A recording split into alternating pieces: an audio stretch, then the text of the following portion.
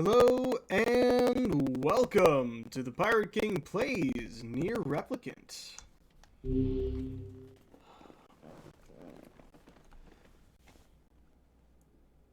Alright, everything seems to be working good. I kind of edited a few things here and there because since I don't have that connection issue anymore, since I'm using OBS, I figured, let's see what happens if I up the output. So I upped it from 720 to 1080. See what happens. Alrighty, let's see what we got. Oh, just the blowfish and the shark and rice. So, I don't think I'll have anything grown in the garden here, but I'll check anyway. Or I'm mistaken. Wait, no, this isn't done yet. Oh, it is. Okay. I'm starting to think that other stuff over there is just dead. Okay, never mind. I have the rice I need, apparently.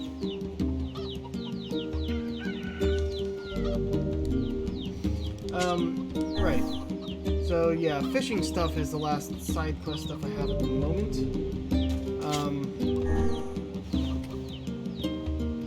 As it turns out, the blowfish, you just gotta keep trying. Watermelon. Yeah, that would mean these guys are just done. Yeah, discard it. It's apparently dead. I didn't realize this was an option. Just figured it would be ready when it was ready. I have a lot more seeds, so I'll be planting. But, yeah. Just gotta try in the same spot that old man is for the blowfish. And for the shark, sardines are the bait. So...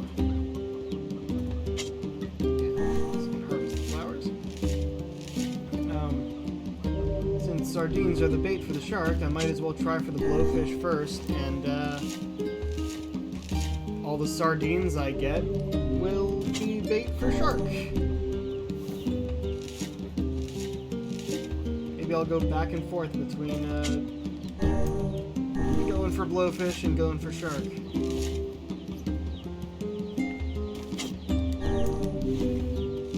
Apparently all dead. Disappointing.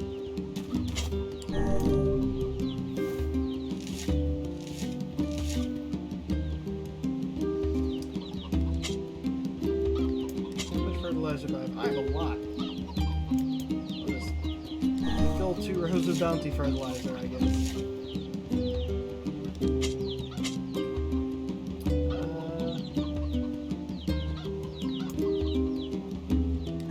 Wheat back here. Yeah, this is kind of tedious. I guess we're gonna continually start these streams with the tedious stuff until, it is no longer.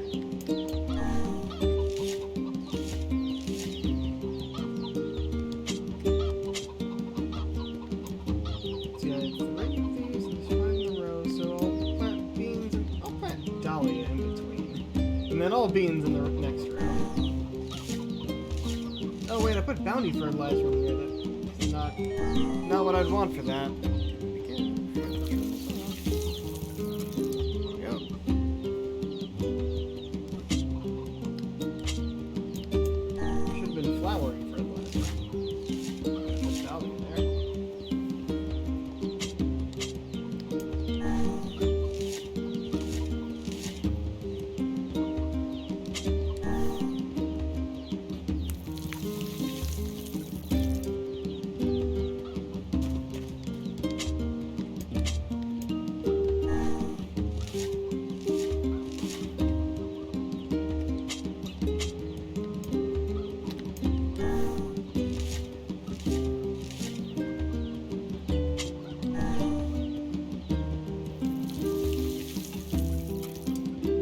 probably an achievement for planting and harvesting a certain amount of food.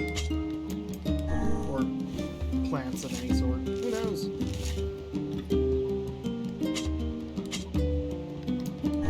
Apparently all the achievements I've gotten so far were secret achievements. Ooh, water. Which means, I couldn't find any more like them in the list. A lot of the achievements were like beating bosses in a certain amount of time, which is a frustrating sort of achievement for me. I don't usually get those. Just in general, I don't care about them because there's either no way I'm gonna get it, or I get it by accident. And maybe later down the road on another playthrough of this, because you're supposed to play through these NieR games multiple times, maybe I will end up with one or two. Who knows? Maybe I'll beat those bosses so damn quickly because I've over-leveled or something. Oh, sorry, over-leveled. There's no such thing as over-leveling.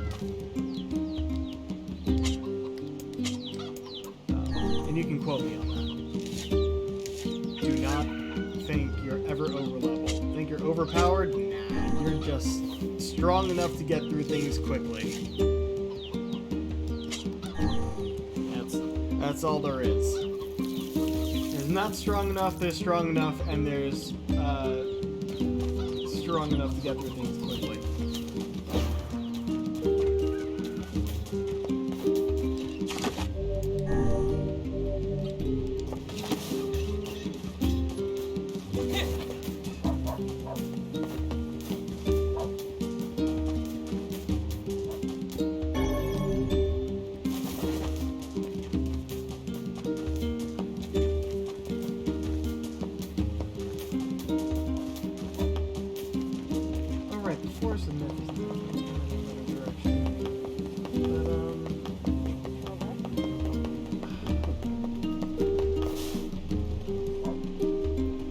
Bother with the fishing now?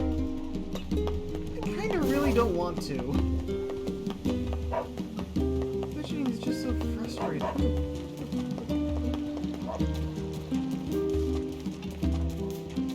So yeah, I'm gonna head towards the Forest of Myth and actually continue the story. At least to start off with. We'll probably get to the fishing later. So I'm gonna have to before I get the Vapor Moss.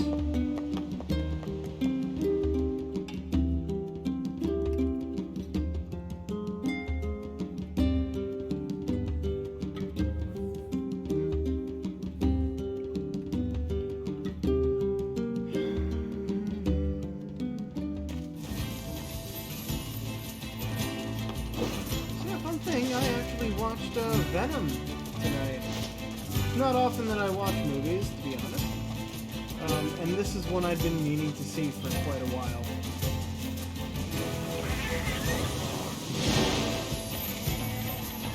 That was exactly what I wanted to happen.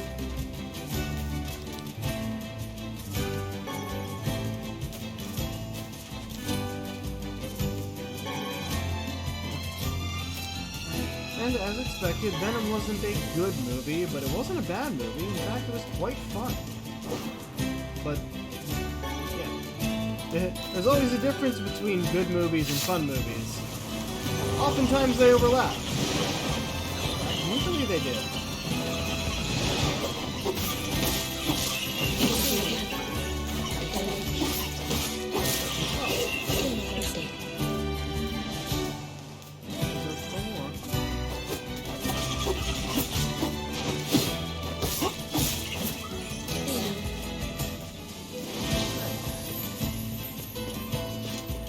Probably jump off the bridge, to be honest. They had the same water reaction, but...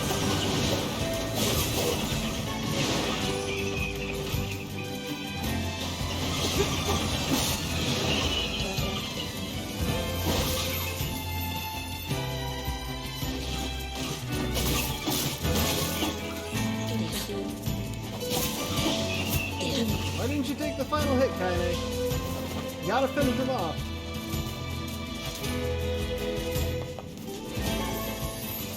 Yeah, I partly decided to finally get around to seeing Venom because the sequel was announced. And what do you know? The little mid-credit scene for Venom was actually teasing Carnage, which is what turned out to be true. They're actually doing Carnage for the sequel. I don't know too much about the character, to be honest. Most of my knowledge of most characters tend to be from movies rather than comics or series, cartoons. And I know that none of that usually lines up with the comics quite perfectly. Hello, Forest of Myth.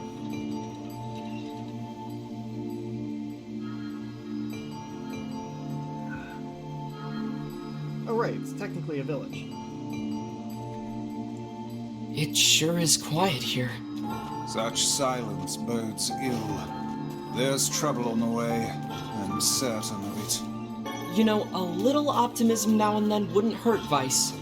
Such cheek.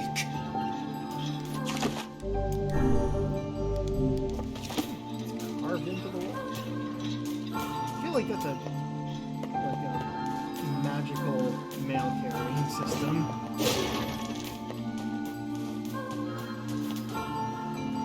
Beware the words.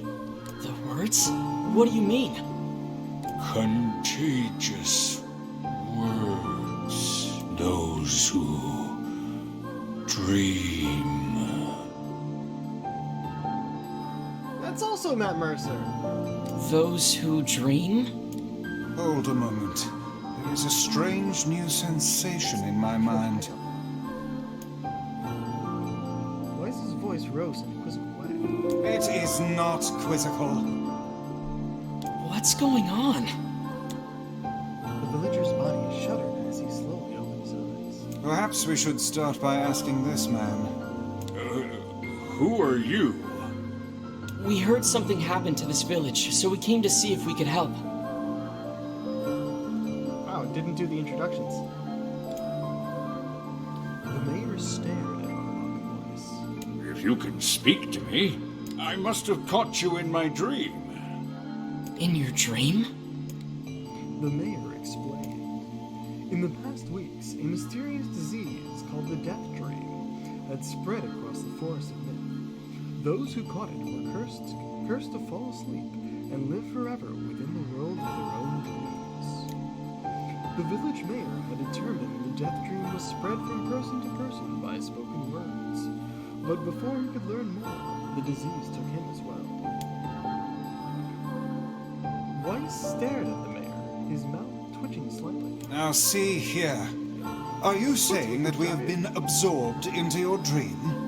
Well, yes. I think you have. In other words, we've caught the Death Dream? Oh no! Before the mayor could confirm Marlock's suspicions, Weiss exploded with rage. Ridiculous. Preposterous. Completely unfathomable on every conceivable level. I don't even recall falling asleep. That's just how the death dream works. Though polite, the mayor was clearly trying to brush aside the book's remarks. My remarks are not to be brushed aside, fool. He can read the notes! The mayor twisted his mouth into an embarrassed grimace, then quickly changed the subject to who Arlock had seen, and what they had discussed, since coming to the village. Something there must have caused you to enter my dream. You're the first one we A spoke certain to! conversation, a specific word, something. Arlock and Weiss racked their brains, but could find no easy solutions. There were simply too many words to consider, too much random chatter, too many meaningless conversations. Grimoire Weiss does not engage in meaningless conversations. The mere suggestion that Vice chose his words carelessly seemed to sting his pride. It does not seem to sting my pride, you bloated gasbag of a narrator. It has demolished it utterly. Irritated, Vice looked skyward, as if searching for answers in the heavens. I was doing no such thing. Just leave me alone already. The anger created by his harsh words bled over to Arlok like a contagion.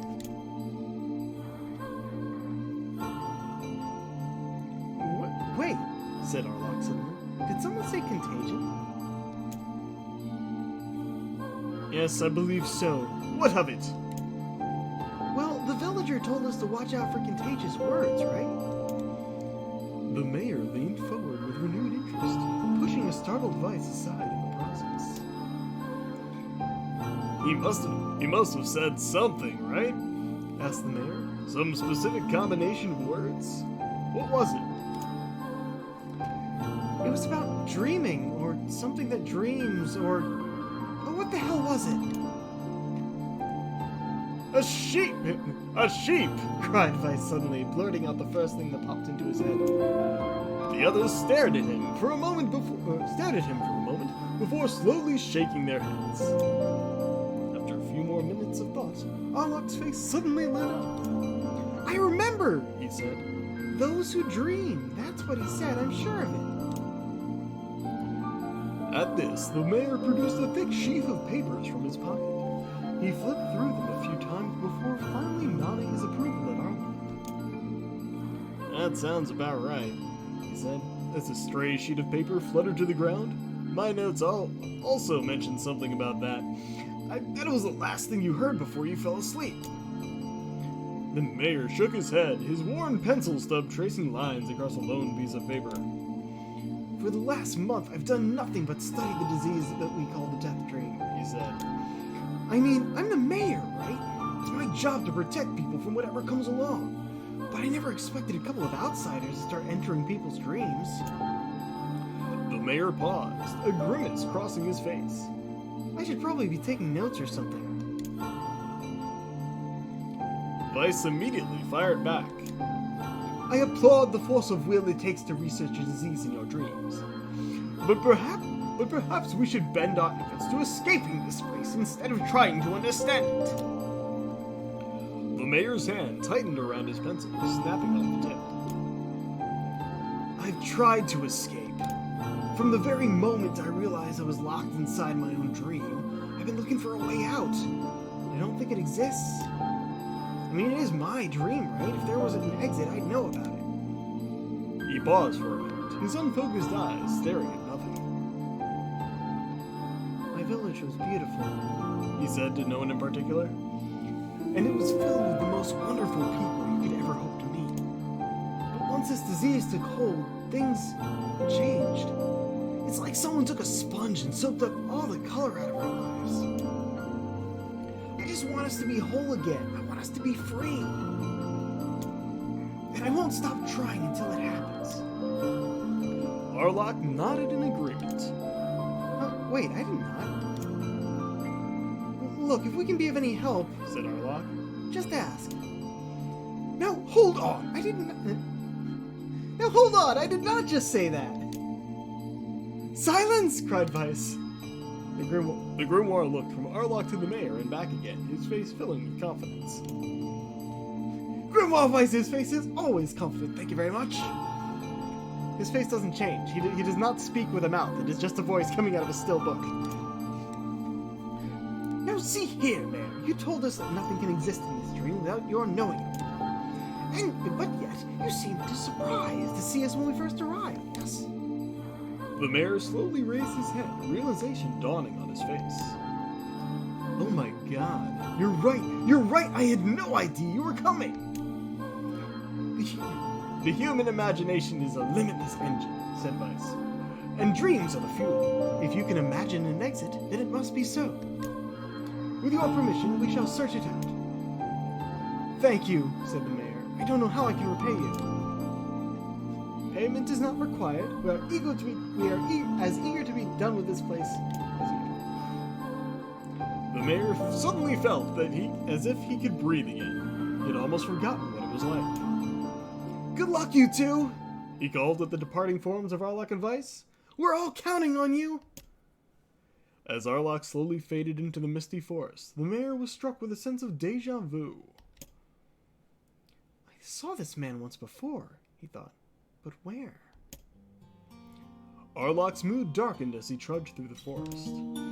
Hours earlier, when the bounty of the place was still a new thing, he'd been confident they could get in, find the exit, and be home in time for dinner. But the deeper they went, the more the forest closed in around him. The mist made it difficult to see more than a foot in any direction, and moss-covered rocks seemed determined to twist his ankle. Moss. More than once, he'd been forced to steady himself on the rock bark of a tree, and his hands now left small trails of blood on everything he touched. Additionally, Vice was proving to be a spectacularly poor traveling companion. Unhindered by either terrain or physical effort, he spent most of his time urging Arlok to pick up the pace and grumbling about their slow progress. Finally, after Vice muttered something about legless turtles being more adept at navigating the environment, Arlok snapped. Okay, Vice, cram it for a second, would you? You don't have to walk!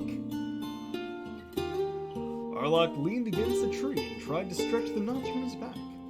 How can this stupid forest be so big? He muttered to himself. The moment the words tumbled from his mouth, a cacophony of insects sprang to life.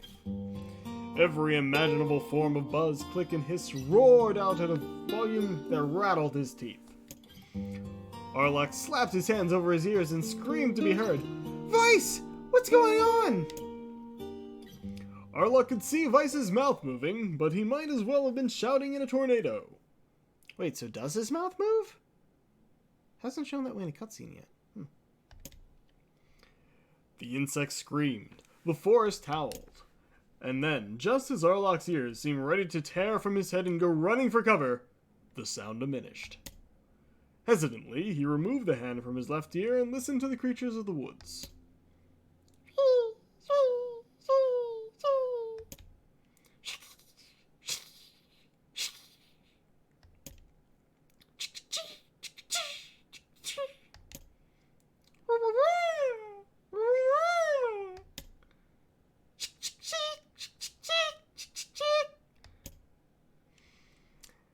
As the insect symphony dimmed another decibel, Arlok began to detect patterns in the sound.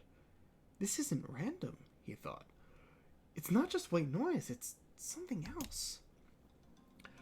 The insects weren't just calling out. They were asking a question. One with it is lacking, two with it is ideal, three with it is dangerous. What is it? By my pages! Is this a riddle? I guess so. I mean, it feels sort of forced, but maybe it's the key to getting out of this place. Then I leave it to you to answer. Same question.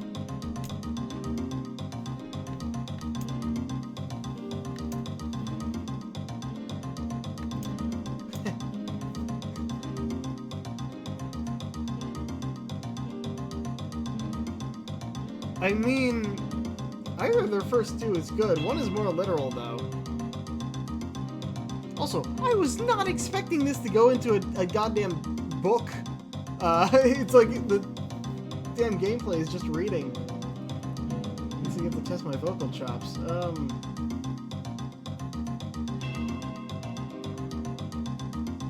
I mean, yeah, Seesaw kinda... No, they wouldn't do that. Inwardly furious that Vice left the task to him, Arlok sighed and gave the only answer that made sense. It's a secret, right? The sound of the insects stopped as suddenly as it began. The forest undergrowth parted before Arlok like a rippling wave, opening a new path.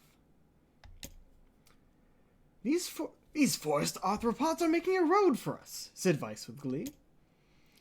Pleased at passing the test, Arlok moved on with new intensity. The path offered his body relief from the undergrowth, but gave even greater cheer to his mind. As long as they were on a path, their journey had a purpose. I guess the forest has accepted us, huh? Said Arlok after a bit. Vice spun around to face his companion.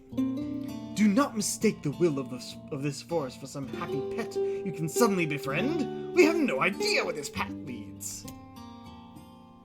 As Vice finished speaking, the pair turned a corner and found themselves facing a clear forest spring. Smiling, Arlok picked up a small rock and sent it skipping across the surface of the water. Good heavens, said Vice. His surprise was understandable. Each time the rock struck the surface of the water, a musical note rang out. When the rock finally stopped moving and sank to the bottom of the spring, the ripples it left behind came together to form words. I enter through the window, but break no glass.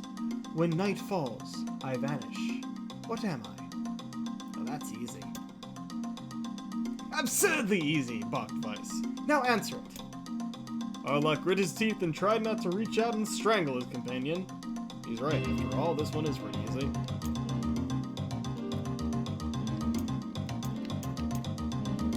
Sunlight! A plume of water suddenly burst from the spring.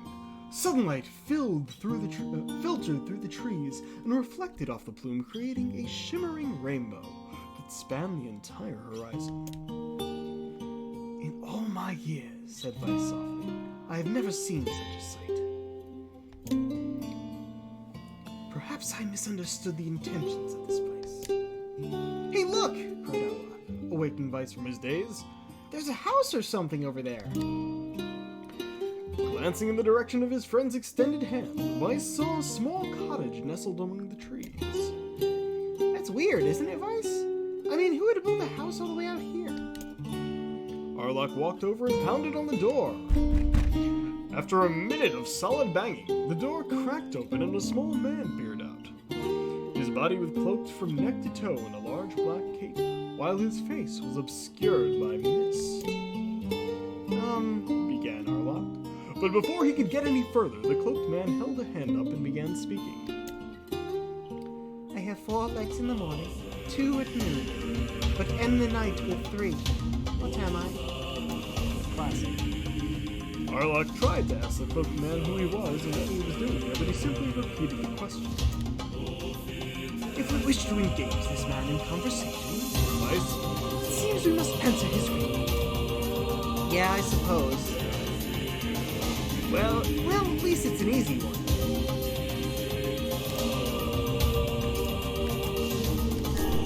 A man. The mist dissolved from the cloaked figure as he spoke a single word. Correct. With that, the man flung his garment aside, revealing his true identity. You're the mayor! Cried Arlok. The small man slowly shook his head. I'm not the mayor, you know. Now, listen to my words. Long ago, I saw a version of you that was not yourself. Sorry, what's that mean? It will make sense in time. At present, I simply congratulate you on cracking the seal of the death dream. Now you must go to the person at the forest entrance. With that, the man turned on his heel and slammed the door behind him. As Arlok watched, mist seeped up from the ground and enveloped the cottage, erasing it from existence. When Arlok and Vice returned to the forest entrance, they found the mayor leaning against a tree.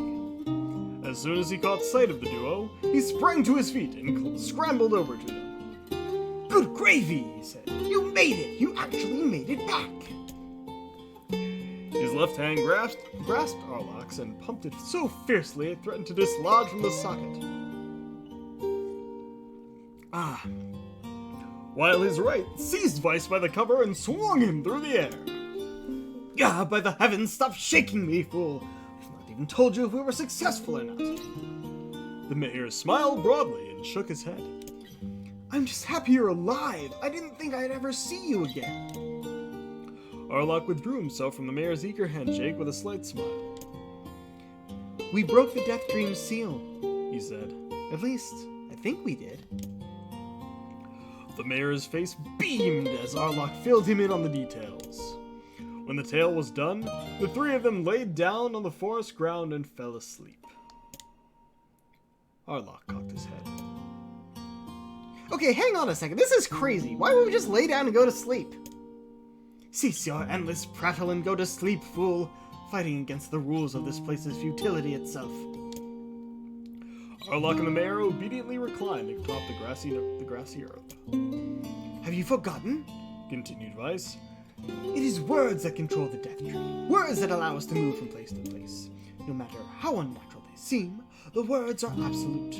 Therefore, if the words tell us to sleep, then sleep we shall. And once we do, the story will continue. With that, the trio found their eyes growing heavy, their breath slowing. This is the first time, began the mayor. The first time I felt tired since I was imprisoned here. His words were cut off by a loud, long yawn, and he remembered nothing more. They might have slept for an hour or a year. When they woke, things had a slightly more real quality to them. The mist felt thicker, the leaves greener. It was clear they had awakened from their dream. Arlok shook the mayor's shoulder gently. Good news, he said. I think we made it. Oh, wow, said the mayor in an awed voice. We did it. I'm back. He blinked once, and then again, as if not quite believing the sight before him. You two have no idea how much this means. The death dream was spreading through our village. I thought I could figure out how to stop it, but I guess that wasn't the case. I must have caught the disease and become trapped in my own dream. The mayor started to stand, then collapsed back to the earth. He stared at his legs as if trying to remember how they worked, then glanced at Arlok and shrugged. Without a word, the young man reached down and pulled the mayor to his feet. Real life may take some getting used to, said the mayor with a wry smile across his lip. You shall relearn in short order, I'm sure, said Vice. For now, you should return to your home and rest. No, said the mayor, swaying on unsteady feet. No, I can't. Some of the villagers are still trapped in the death dream. I have to save them. The mayor slowly made his way to the divine tree in the center of the village, then bowed his head and prayed silently. This is a holy tree, he explained when the prayer was finished. It's the guardian of our village's history and memories. I'd switch into narrator voice there. Superstition will only make our mission harder, muttered Vice. We should not put our faith in the gods. The mayor shook his head. Not the gods, the words. Legend says our tree is home to a powerful magic known as a sealed verse. Arlok and Vice could not contain their surprise. It seemed a goal had been found in the most unexpected of places. I say, muttered Vice, this is certainly a stroke of luck. As the three of them said their goodbyes, Arlok mentioned the strange man who had given them the third rule, and the mysterious words he had left them with. I once saw a version of you that was not yourself, muttered the mayor. What in the world does that mean? Lost in thought, he stared into space for a moment. You know, he said softly, this is going to sound odd, but I had a feeling I'd seen you before. Arlok tried to keep a straight face and failed, but the mayor didn't seem to notice. Deja vu, right? Anyway, I figure it's just some kind of illusion created by the death dream. It probably doesn't mean anything. Arlok gave the mayor a nod and a smile, but inwardly his thoughts were racing. There's something wrong about the mayor and his words. But what exactly is going on here? The riddle would prove to be the most difficult one of all. Oh, thank you so much. Thank you for talking again! Now I can finally return to a normal life. This is one of the most bizarre diseases I have ever encountered. I know. That's why we have to help the other villagers, no matter what. Dark Execution. Summon magical spikes from the ground to impale enemies. Charge to increase the number of spikes. That's cool. I like that. But also, For a sealed what the verse, fuck? that didn't take much effort. Yes, yeah, all a but- touch too easy, if you ask me. Might have been easier if I hadn't read along, but hey, that's me. It's almost as if someone was guiding us to this village. Yeah, we had Don't a dream overthink that told us advice. to go here. We literally had a dream that told us to go here. And now to make sure I don't have to do that shit again.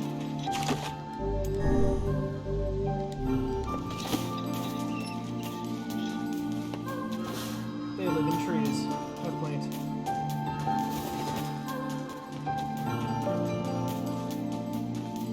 Looks like everyone has something to say. Oh, do I have to go through each of their dreams? Fuck. This person must be dreaming too. It would appear that way, yes.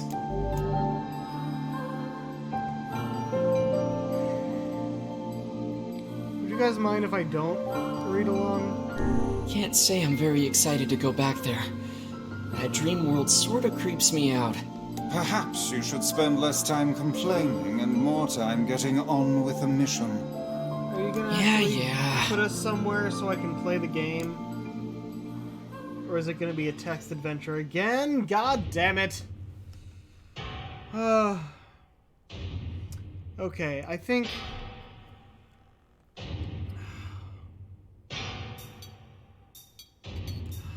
Do I read along or do I not? It's frustrating because I feel like I should because I'm streaming. But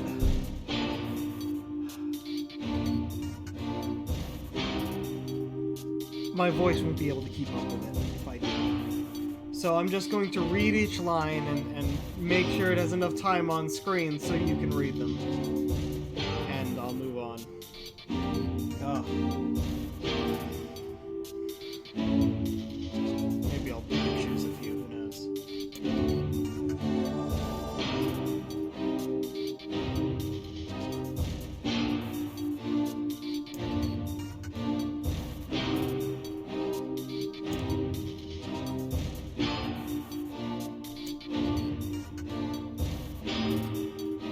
I mean, to be honest, it would be a good opportunity for me to test out different voices. And I didn't actually put any accents on the previous ones. And I usually try and find accents for characters and whatnot, like my D&D characters. I have a new one, which I actually named Arlok. What was the accent I gave him? It was something like this. Maybe I will use this for this person, at least when they're speaking. Anyone there? I heard an unfamiliar voice say. My savior! I claw at the door of my jail, embedding thick splinters under my ragged nails. I scream for help. I laugh. I sob. Surely this is the product of my addled mind. Surely it cannot be true. Help me! I cry, for the love of all the gods. Help me! Impossibly, I hear the sound of a lock being torn out and falling to the floor. As the door slowly creaks open, I have just enough time to see a silver-haired boy in a floating book before the light pours inside. My eyes, accustomed to blackness, explode with pain, and I am forced to turn away. Who are you? I ask, shaking hands covering my face. How have you come to this place? I am Grimoire Vance. This is our. We have been searching for you. Now come, stand. We shall awaken from this nightmare together. The one moment Arlok extends his hand and pulls me from the cell. Though my eyes are slow to adjust to freedom, my ears are keen as ever, and I recognize the staccato sounds of heavy rain. I never thought to hear that again, I whisper. Would that this were not such a terrible storm. Look at your feet. I force my eyes open and see water pooling around my ankles and lapping at my shins. There is so much of it! Yes, and more comes each moment we delay. If we do not make good our escape, we shall all drown in this castle. We know you are weak, but your only hope to survive this place. Time, that long-forgotten friend, made itself known again.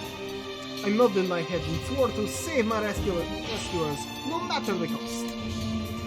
The castle catacombs are a maze, twisting upon themselves in the endless entrails of a giant. I squint down the dim corridors and proceed north.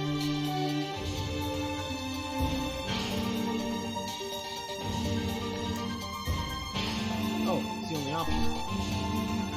I didn't realize it was giving me options. In the corridor, I find a row of 20 gorgeous canopied beds resting atop a carpet of velvet. All are covered in a thick layer of dust and cobwebs.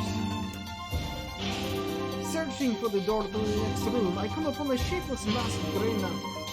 It has been shoved against the side of the wall, and despite my fever, I see the outline of the door just beyond. When I reach out a finger and touch a piece of the mass, it turns to dust and drifts away in the wind. Realization slowly dawns. I fall to my knees and weep. Corpses. I face a mountain of charred, crumbling corpses. I look from it to the beds and back again until the horror dawns full upon me. Someone has piled these bodies into a tower and set them ablaze. Whether they were alive or dead, I do not know, and sanity will not permit me to consider the proposition further. Why did I have to add rolling R's to this voice? I make a sound, whether scream or laughter, I cannot be certain. When my mind grants me merciful blackness, I find myself opening the door and leaving the most terrible of rooms. I squint down the dim corridors and proceed east. I squint down the dim corridors and proceed north. Squint down the dim corridors and proceed north. At the end of the path, the waters rise to my waist, exhausting me both physically and spiritually. Afraid this is the way out. Eventually, I can stand the sight of the waters no longer, so I turn my eyes upward. Imagine my surprise when I see a series of paintings hanging on the faded plaster wall. Each depicts a person in the prime of life, clad in clothing of the highest quality. The styles, however, are strange to me, leading me to believe that these people have lived long ago. One subject wears an outfit that particularly catches my eye. It is constructed of a thin, breezy cloth and decorated with a motif of flowers and birds, while encircling the figure's waist is a leather belt of the most perfect construction. It is a stunning costume, even by modern standards. As I gaze at the portrait, I am struck by a desire to touch it with my own hands. Yet as I extend a single finger to the painting, I am gripped by a most unpleasant feeling. Staring closely at the image, I see it bend and warp into the shape of another finger. Something behind the picture is pointing. Is it another prisoner? A fellow inmate trapped for eternity in this place. I cannot let it pass, so I seize the portrait and hold my hand and throw it into the water. The wall is hollow. Inside I can take out the body. Whether or not this is the prisoner, there will be no rest for the soul is gone. Scraps of clothing lie on the floor around the wall. Only a small amount of the fabric has survived, but it features the same delicate design as depicted in the portrait. I have been admiring a row of corpses, blocked from view by portraits of each victim at the pinnacle. Enough! Shielding my eyes, I paddle forward through the water. And south. Oh, wait, so we've gone.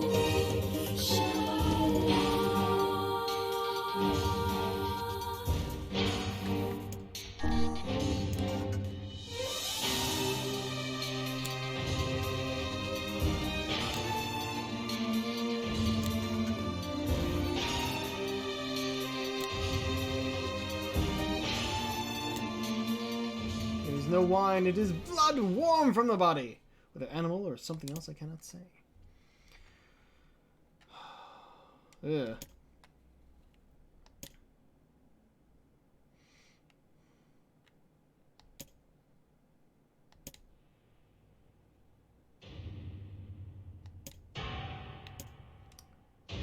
Right, we had gone west and now we're going back east.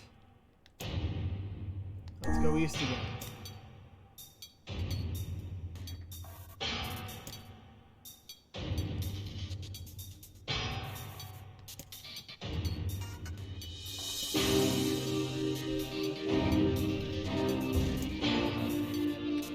The host of the feast is a corpse. Yep. Castle of corpses here. And insects.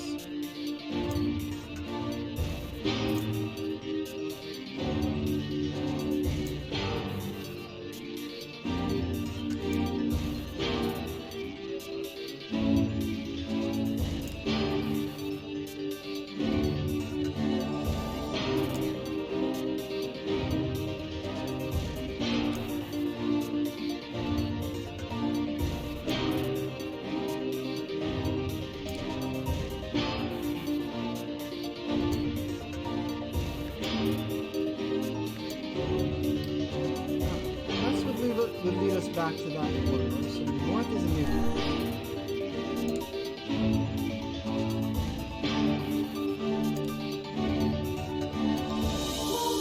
Oh no. We died.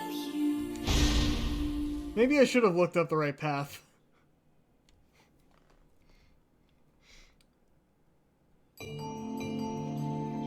Yep.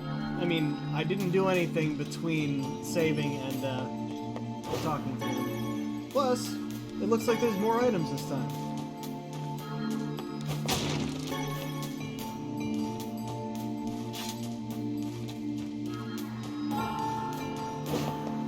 Actually, I'll just go around and collect any items I find before doing any more of these.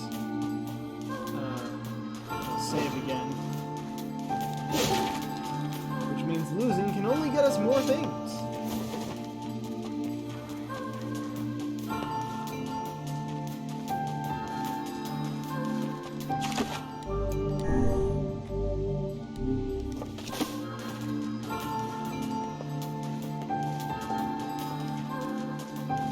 Alright. This person It would have can't. perhaps. Yep. We'll be skipping a bunch until we're at the till we're where we're supposed to go.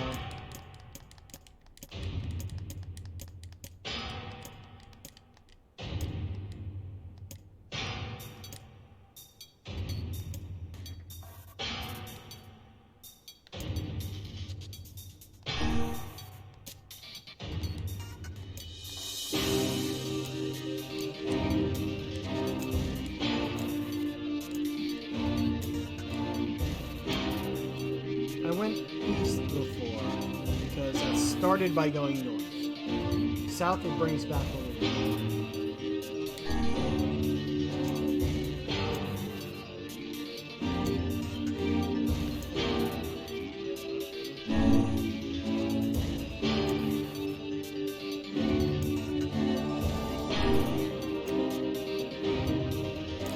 Oh, this is the wine. Or the blood. Okay.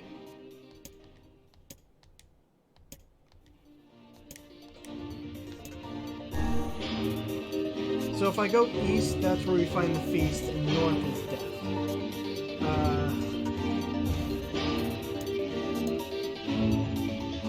If we go north again,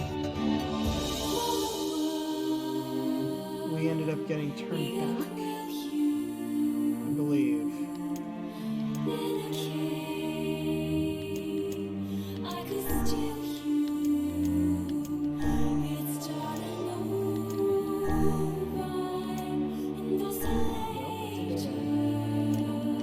Oh, we only have a certain number of options before the place floods. I see. That's what happened. So if I go the same way, it's not going to be the same. Because it's a certain... we have a certain number of options. That... Okay, I guess that means I can't test everything.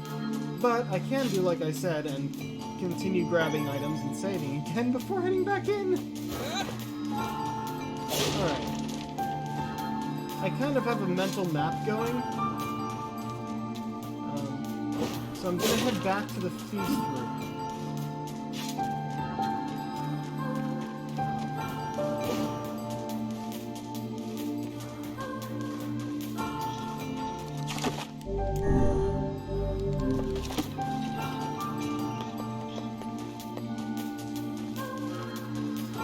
I could just look up the right way, but I think I've This got it this It's... time. Yeah.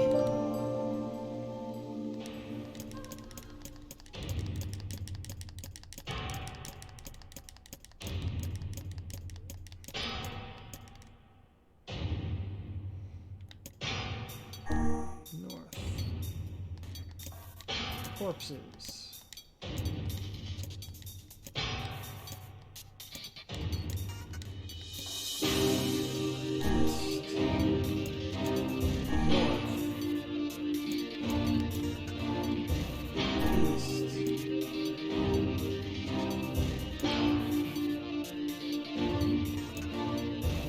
Feast room.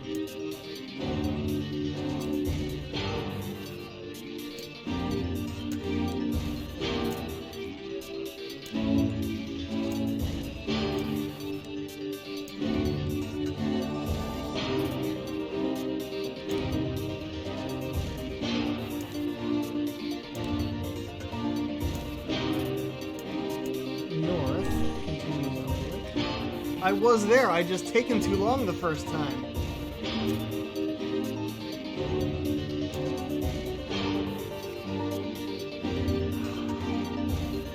I tried this way. Storm is in retreat. To the west, you can see a thin shimmer of sunlight. What can I think? I surely would have died in there.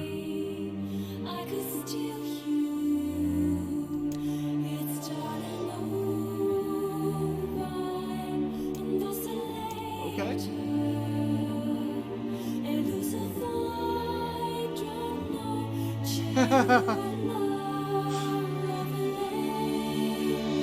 I see, so only able to figure that out by address in the words.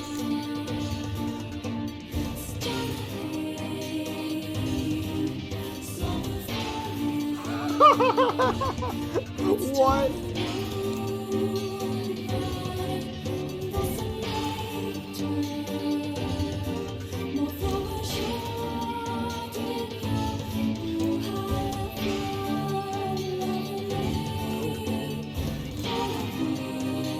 Shades. You have anything to say about that? Hopefully there will be no labyrinth No next longer time. cooked. I hear I that. agree. Although medicinal, saving!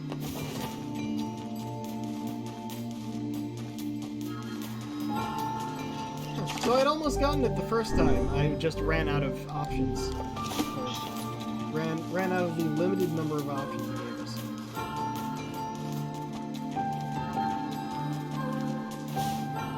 And another victim. This work certainly is trying. I figured a book like you would be into all this word stuff, Vice. Even I have my exceptions. Now let's be off.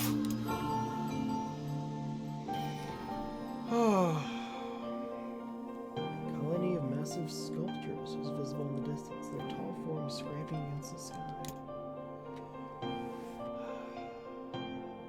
Those buildings must be huge if we can see them from this far away. Hey, we can speak in this one! What do you think, Vice? Perhaps they are some manner of mirage.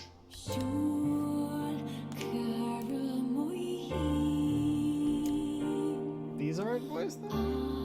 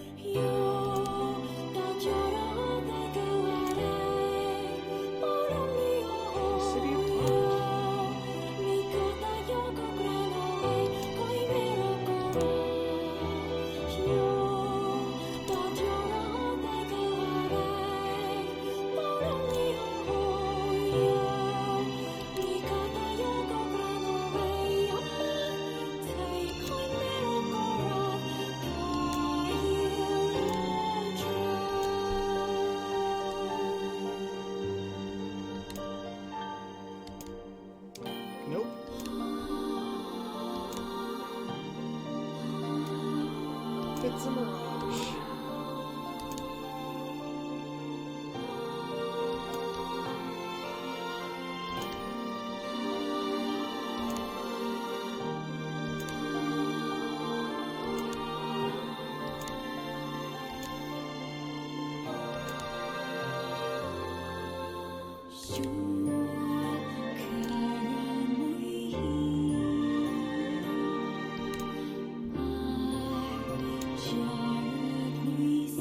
No water here.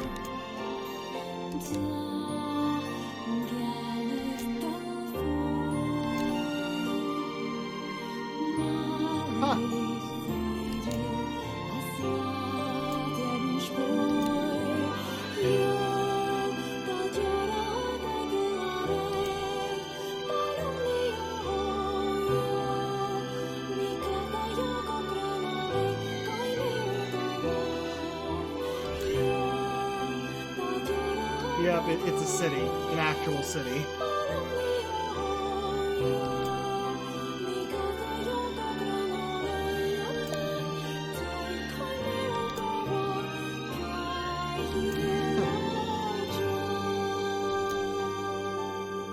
Ancient, dilapidated city. Skyscrapers. Great iron crates with wheels. You know, cars. Oh no, so that's steel rails. Trains! Lights of red, amber, and green. You know, traffic lights.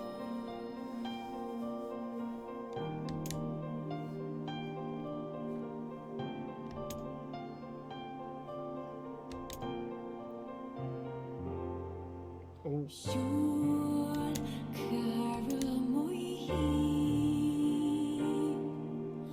Alpha, beta, and gamma.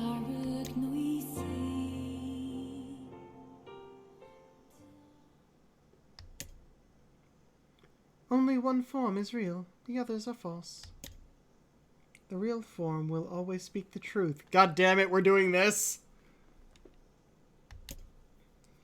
The false ones will only speak lies.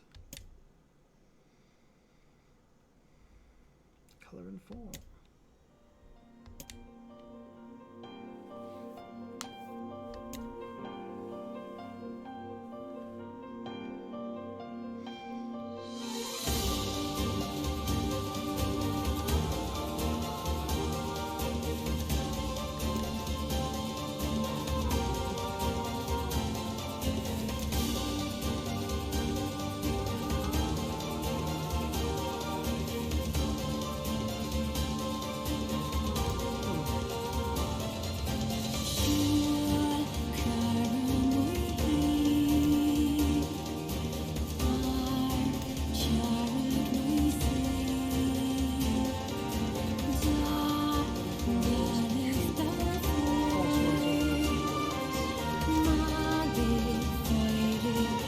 I pay more attention to what they said, but I'm pretty sure.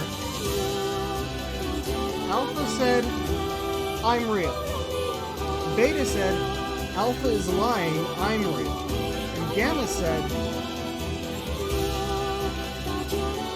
lies, Beta is the false one.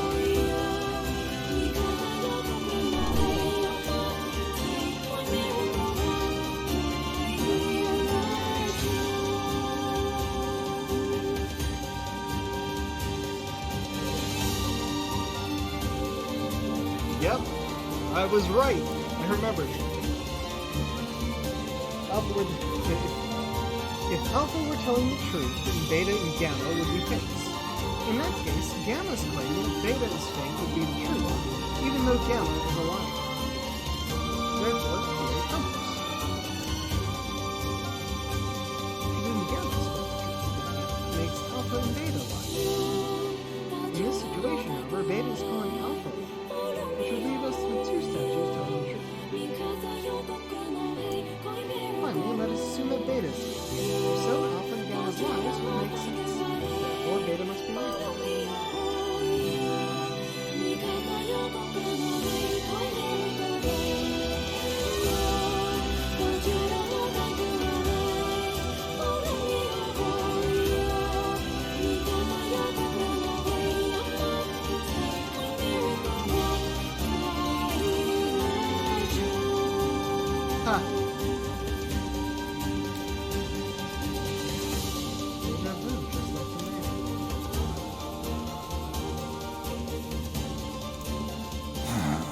That was rough. I am positive I have seen that place before. Okay, that's enough. Don't need you getting all weird on me too. Okay, there. Now all the villagers can wake up, right? Yes, if the mayor's assumption was correct. I think I have had enough wordplay to last a lifetime. Thank you very much. You're telling me. Anyway, let's go see the mayor.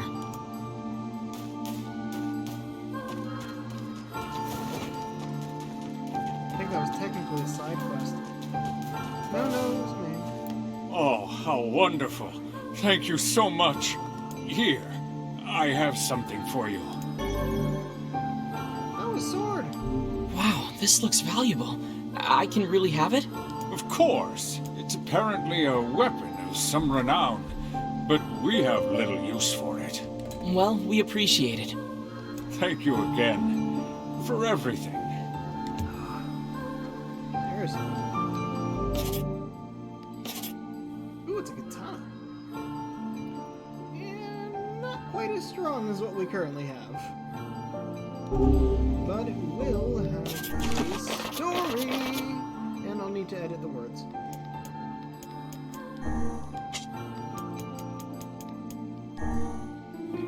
There was once a famous poet in a land to the far, far east.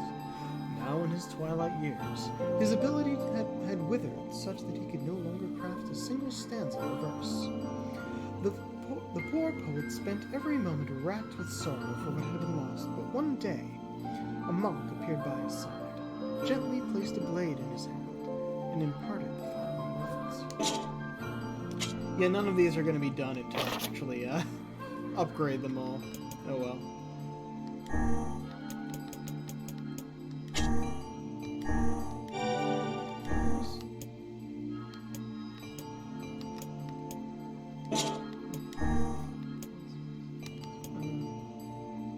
Oh, it's right. For experience rate.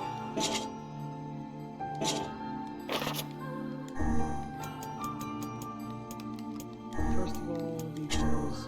Yeah, still need 6 iron. Need more broken antennas for you. Interesting.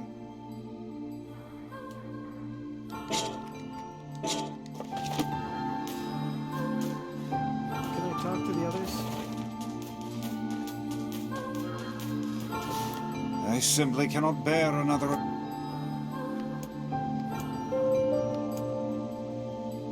Really? Don't talk.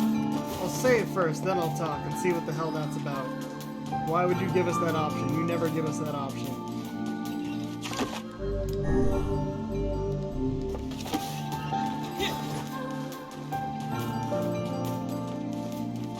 Like, I understand Vice, but this is just normal talking to people now. We're not going back I to simply dreams. cannot... Wait. Whoa.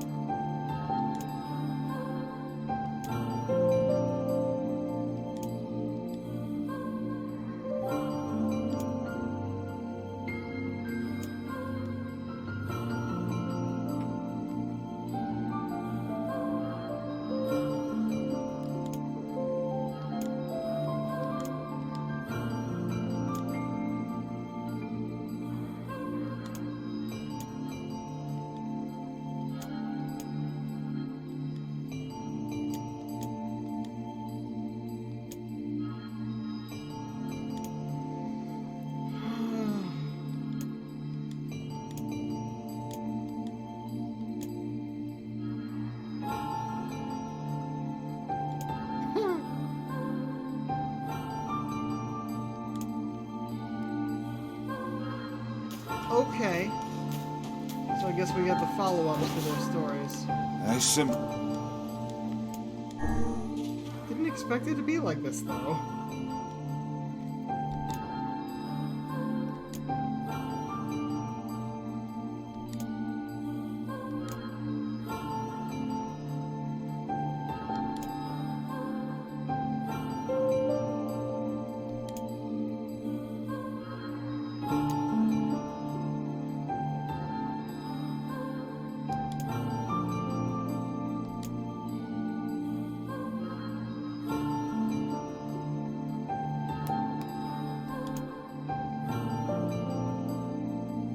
Whatever I have.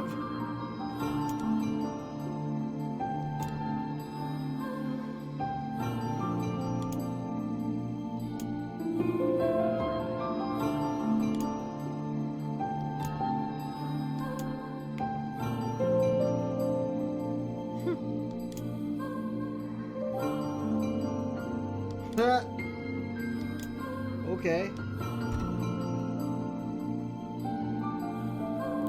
10 simple ways to save the world. An armchair general. Okay. Cool. Now, unless I have to, let's never speak to you guys again.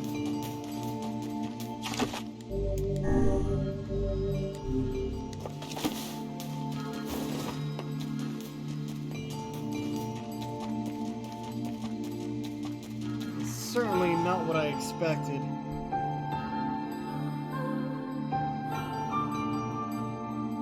Honestly, that was weird. So how was the village? Oh, it was truly magnificent. There are no words. Really. Fuck you, Vice. Neat. Let's get back to Popola. She'll probably want to know what's going on in there. Alright. Oh, shame. Yeah, use of magic Hold on. I can do that while we're here. Yeah, because I have Geb at the moment, so everything gets to the next level. Geba.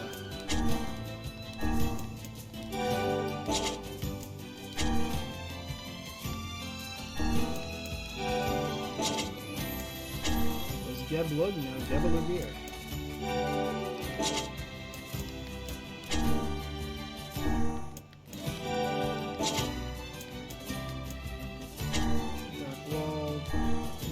There's Mara.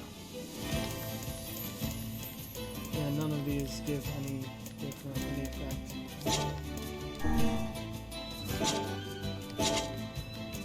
And you, I haven't put anything in yet, so.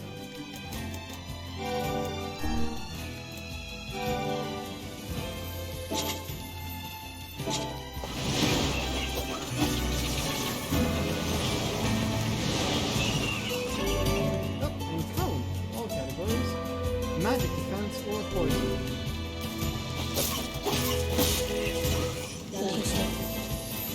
Cool. I did not go there. I.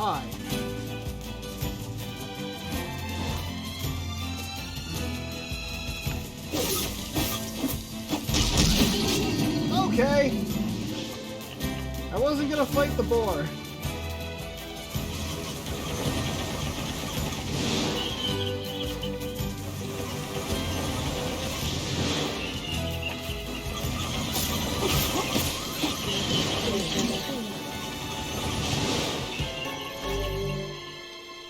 Lugus. Magic. Oh! It's the upgrade to Lugir. Lugir to Lugus.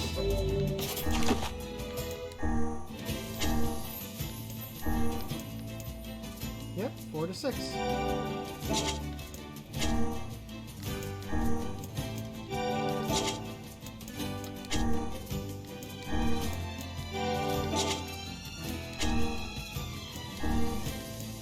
It's interesting. Magic seems so expensive at the beginning, but you're literally getting ways to make it cheaper all the time.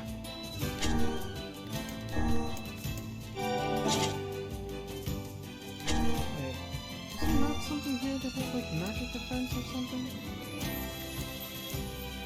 Oh, it's a secondary word, isn't it? No wait, I'm not done. Hold on, equip best words. Okay, they gave me what I wanted. But let's see what we got here then. Still the same.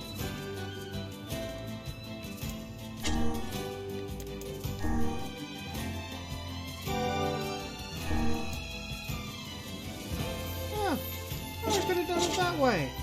I didn't know that. Well, that's what I have on everything. Anyway, so. Actually, curious. Dharma here. Guard break and item drop rate.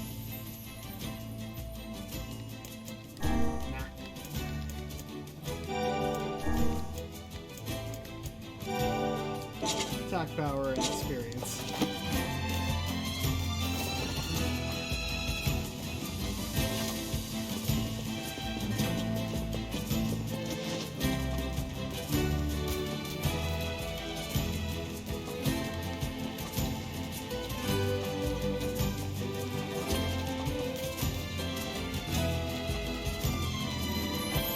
I think she's not really keeping up, so she keeps teleporting next to me.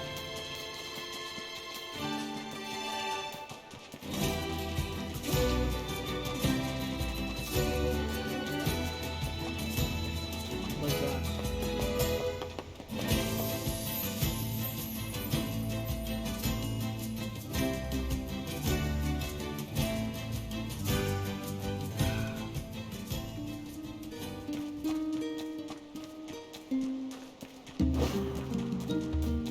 Okay. Save. One.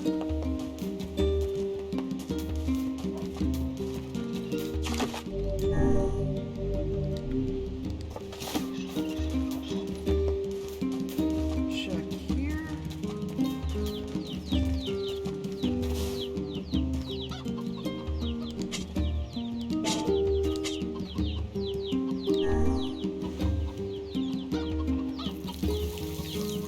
It did look bigger, so I have to check. And I can water them, so I will do so.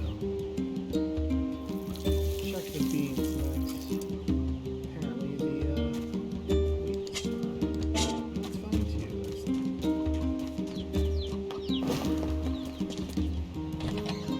Oh, I didn't actually mean to go inside. It's kind of on habit.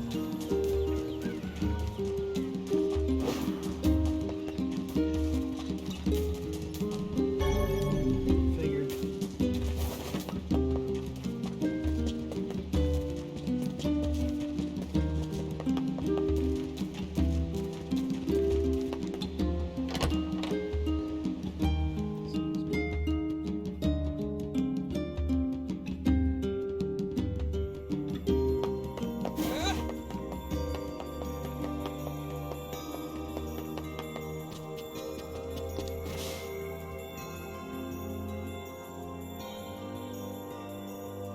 The death dream certainly is a strange illness. Yeah, it was something all right.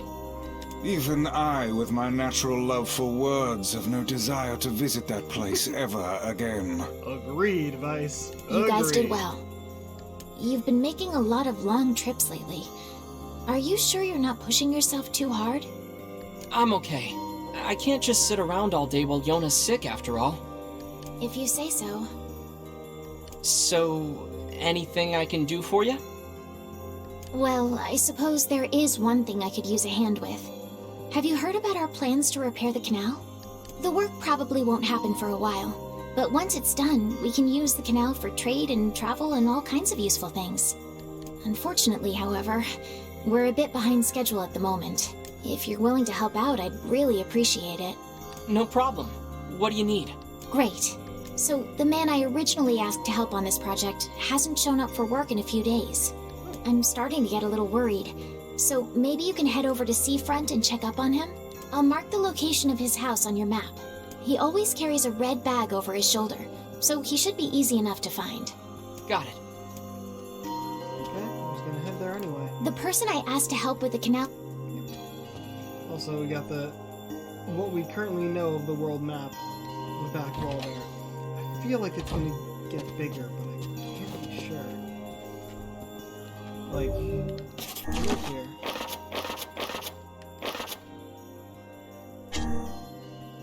That's what the picture was. Really? So I have been to everywhere here. So, yeah, everywhere that's been marked on here. Except for the manor. which is on the map. It shows a little picture there, but no point.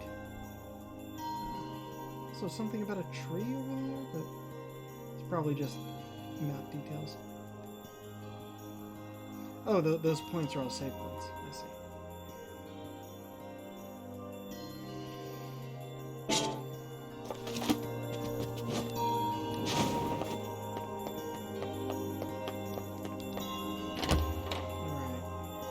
Check something in the village here before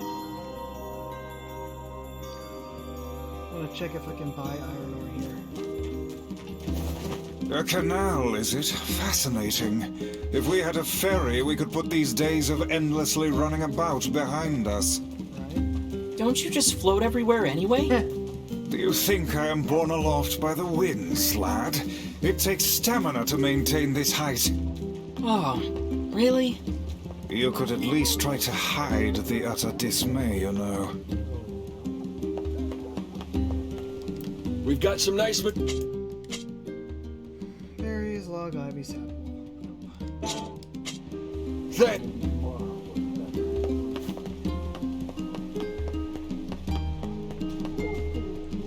Doesn't look like Devla has anything for me, but I'm gonna check anyway. Doesn't look like I have any work for you right now. Don't want to spend too much time in there, elsewise it's going to VOD me and me. Not that that really matters. I'm assuming Welcome. there's nothing new here either. thanks for your support. Alright. Seafront seems to be the only option right now. Which means we'll probably be doing a bunch of fishing.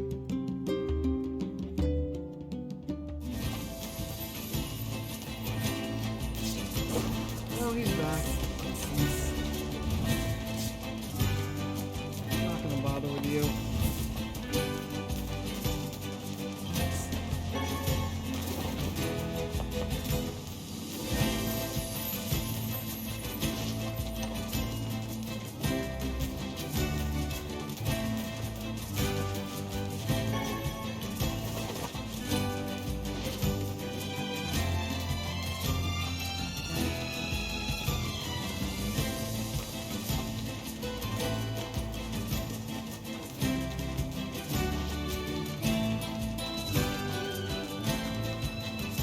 You gonna jump?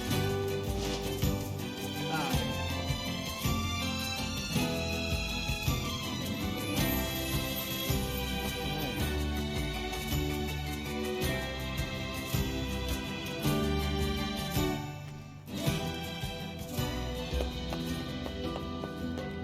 So, interesting bit of information.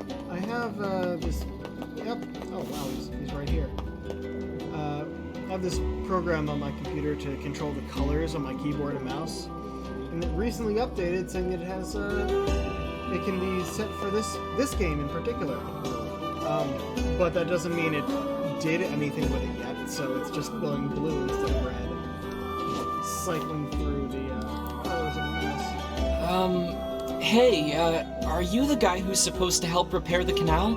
Popola sent me to... Oh god, it's over. My life is over. Surely you must realize nothing good can come of being involved with this particular endeavor. Easy, Vice. Hey, so, are you alright? What happened? It's my wife. She left home a week ago and hasn't come back. I'm so worried I can't even focus on my work. Oh, my sweet dumpling, where are you? Oh, that's terrible. Really? You do that for me? Sure. But do you have any idea where we should start? Well, she always used to enjoy drinking at the tavern with her friends. Alright, then I guess we'll start with them. Thank you. This means the world to me. Oh, and by the way, my wife always carries a red bag, just like mine. If you mention that, it might ring some bells. I've met some odd couples in my day, but none who felt the need to wander about flaunting matching luggage. You need to get with the times. Coordinated outfits are all the rage. Is she wearing leather armor too, like you? Plus, these bags are special. We bought them for our anniversary. But now my sweet Okay, okay. Just stay calm. We'll go look for her, alright? You sit tight. Okay. I'm willing to bet that man knows more about his wife absconding than he's letting on. Welcome. Nope. Hope you come back. We've got Nope. See.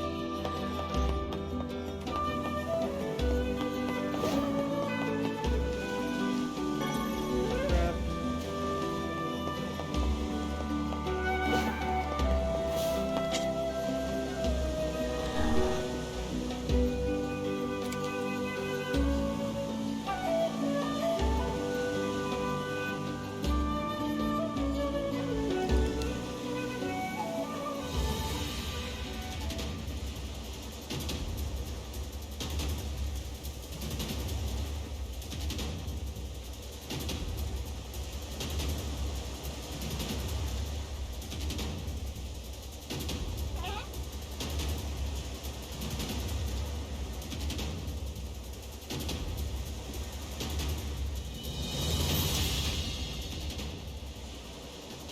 Blowfish!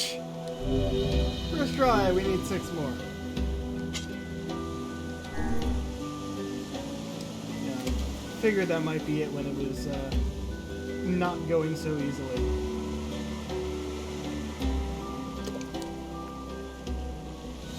This one's probably sardine though.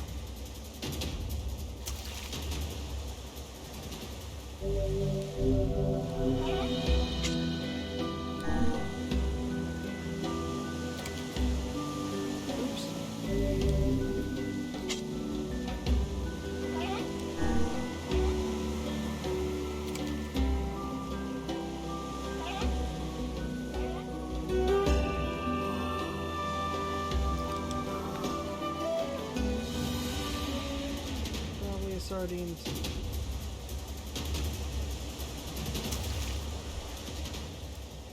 You know what? Let's use one of these sardines.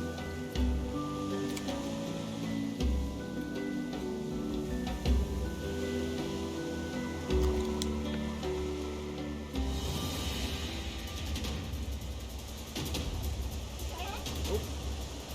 Shark might be too high level for us right now. But we level up by catching these blowfish.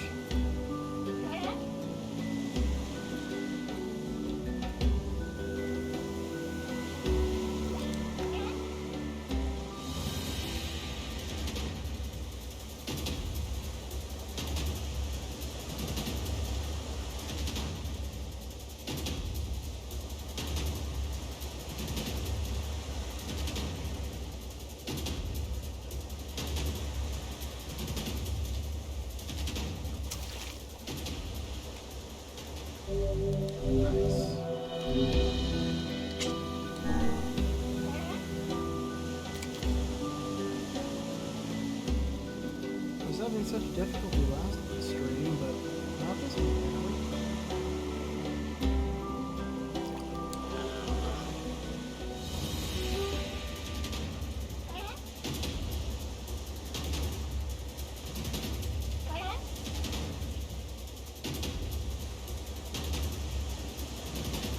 Ah.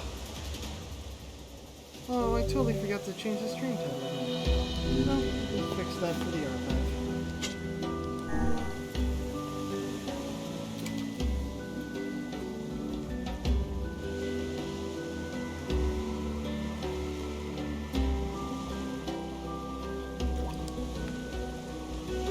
Sardine.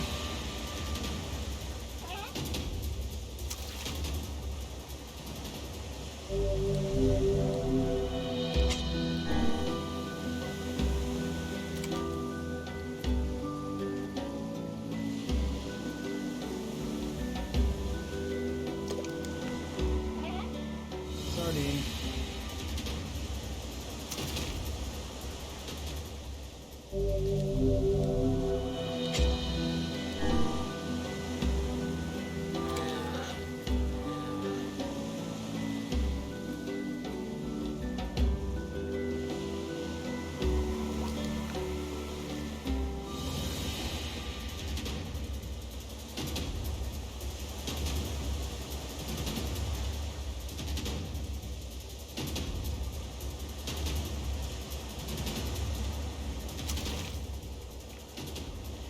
Blowfish.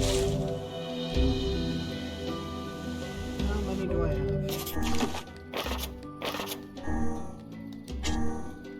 3. I need 4 more. Probably not going to get them with my current... Yeah, I only have 3 lugworms.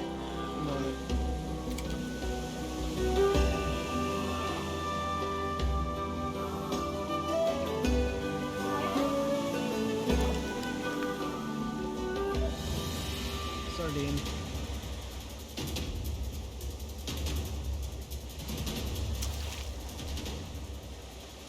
I'm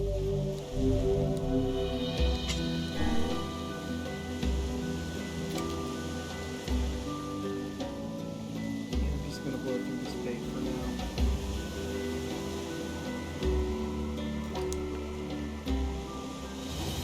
Sardine.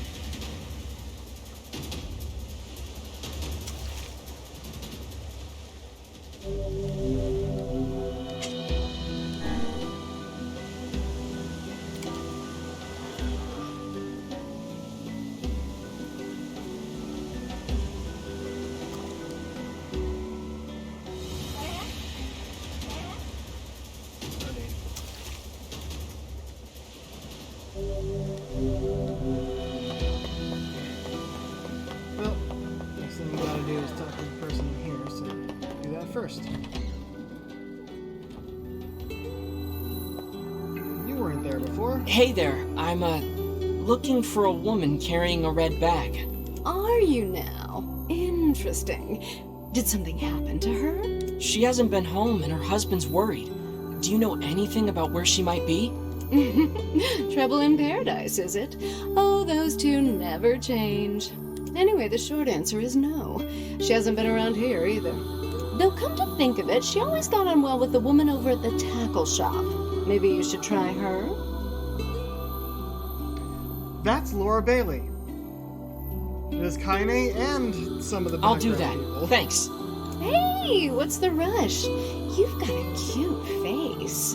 Why not sit here and join me for a round? Or 3? What is with everyone trying to get the miner to drink? Sorry, ma'am, but I'm not old enough to drink.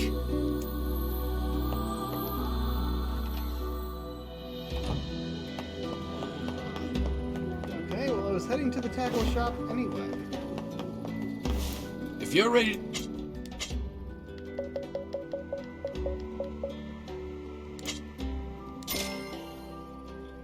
Oh, I can buy carp? Huh. Come back! No. Hey there, do you know a woman with a red bag by any chance?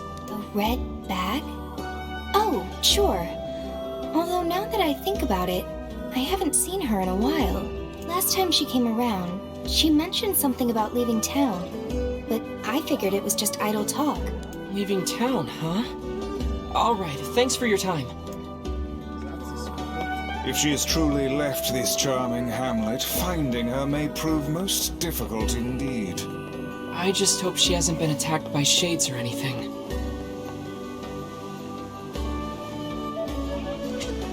Let's try some more fishing. I need 4 more blowfish.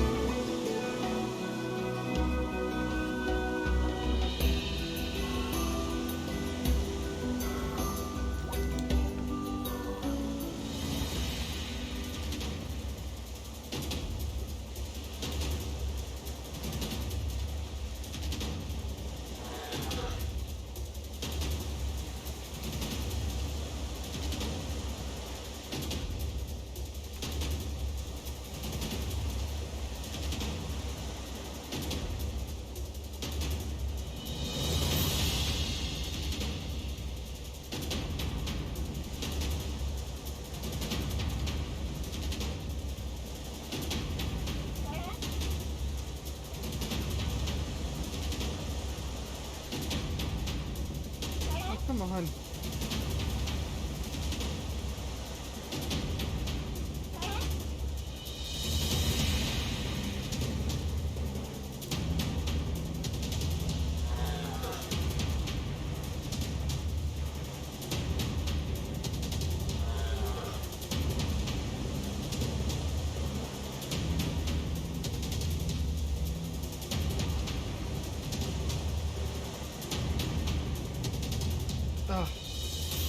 That probably wasn't even a blowfish. I think there's another one you can get with this bait called the green, which I assume to be stronger.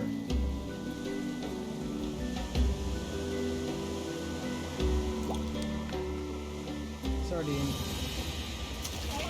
Or seaweed.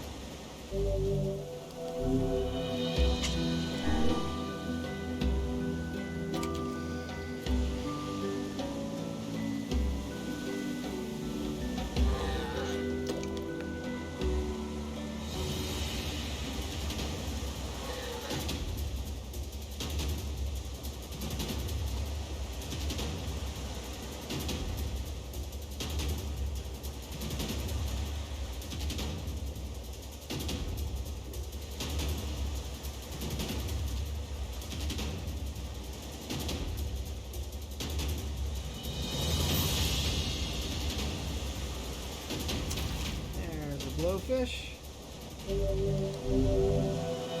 Yet again, a new size record. So that's up to 4 out of 7.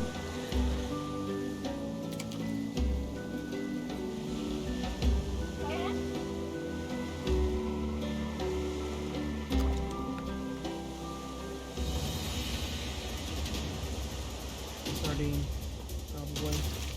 Yeah.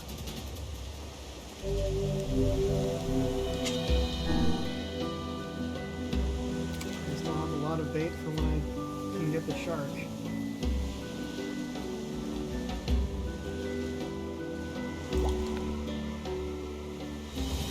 Also a sardine.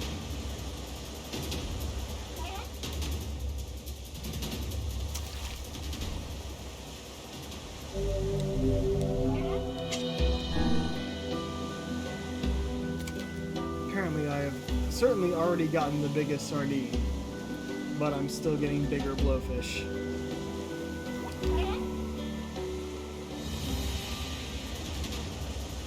This might be a fish.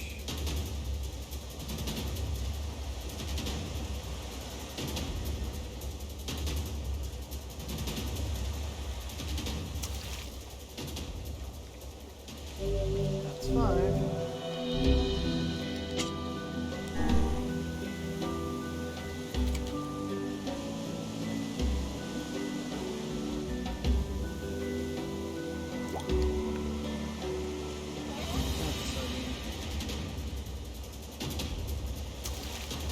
Or tin can.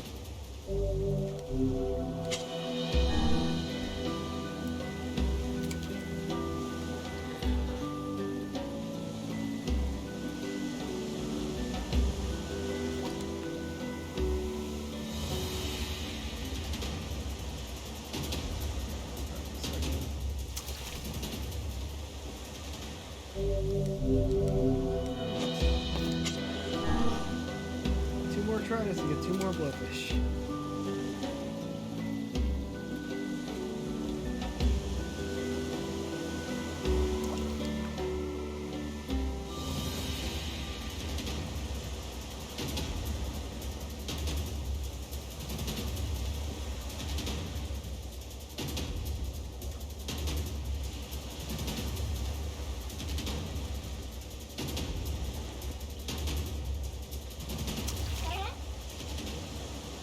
There's one.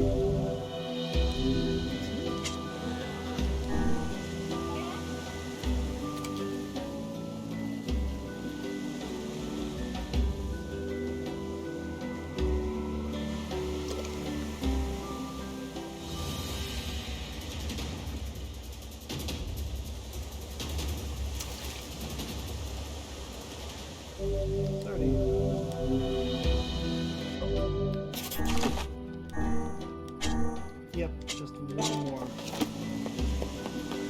feel like I should continue the main mission though. What time is it? Too much time. If you're...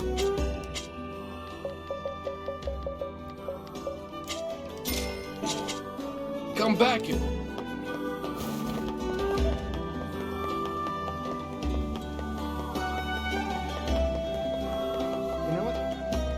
Now I'm gonna save. Let's see, get out here. I'm literally out in the open here.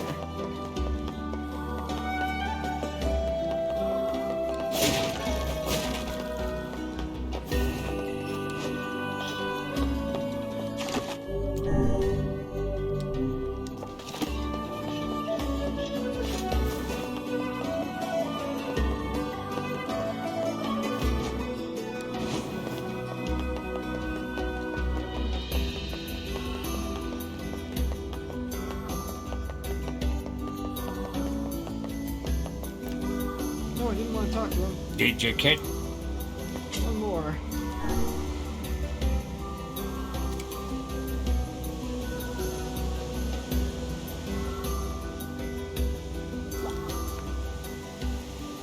Sardine. Can't believe I had to look up how to fish correctly in this game. It should have been able to tell me, but no. Like literally, you're making a line between where your line is and your character. You pull backwards in that direction.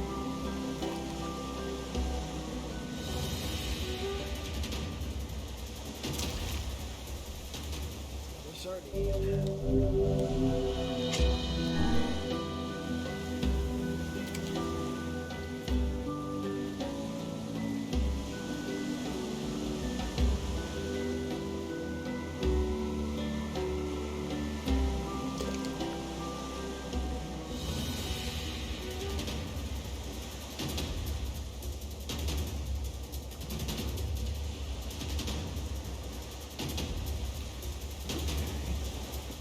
Either a blowfish or a bream.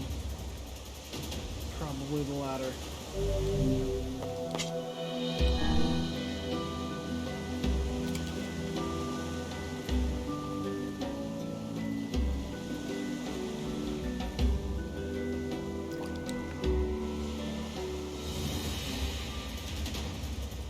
This one's probably a blowfish.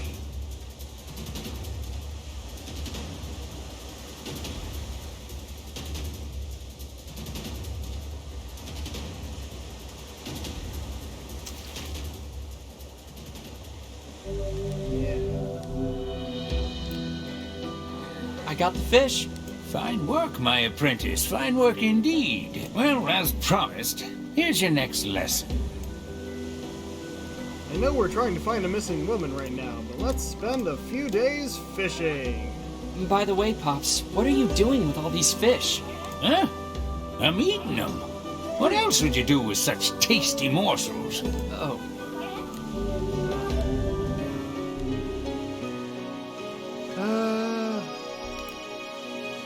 Huh? Oh, right. The next assignment. Go and catch me 7 rainbow trout, would you? How on earth can one man possibly consume this much fish without growing weary of his diet? What I don't eat, I sell. But I can eat a lot. Now get moving, apprentice. Them fish won't catch themselves. Oh, you catch him. I'm gonna try the sardine again. I've learned from my past mistakes. This time I shall be silent. Why, those fish will have no idea that... shh! You're scaring them away. Oh, right. Nope. Seaweed. Try that one more time.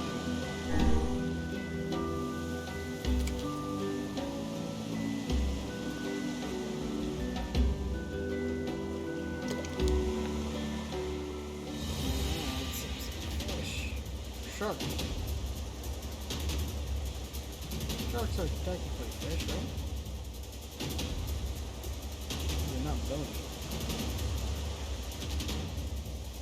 I'm doing some damage, but I'm probably gonna lose this one.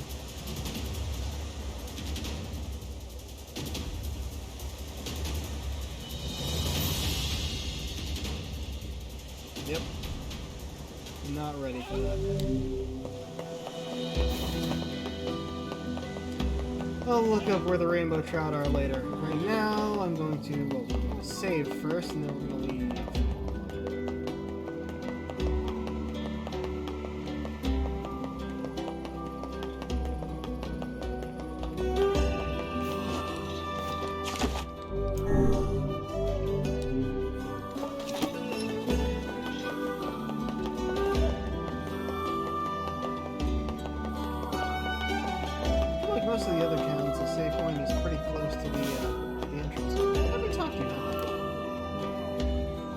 I promised my brother I'd come visit, but now he won't leave the house. Says his fingers are turning black or some such nonsense.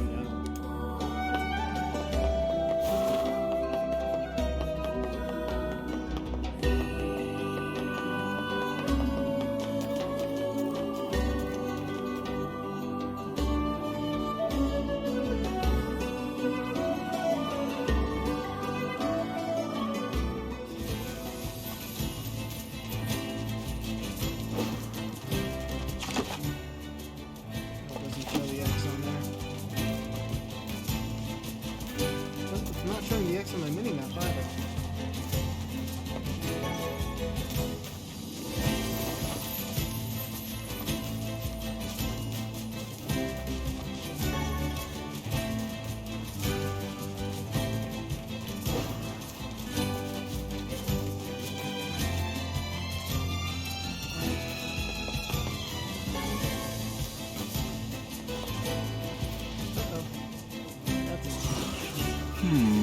Something about that shade seems rather odd.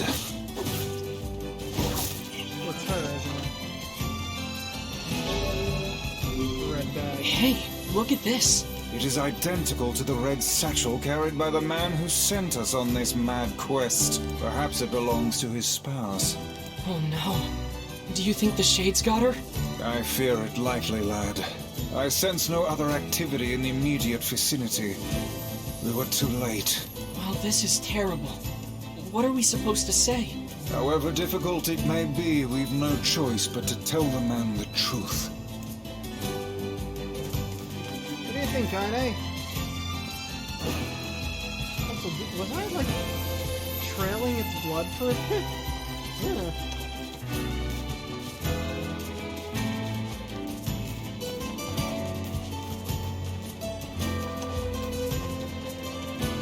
It's like sometimes Kaine has something to do with the story, and then other times just, no, I'm just here helping. I know she'll come up a lot more later. That's for sure. But for now, she's just kind of a silent assistant.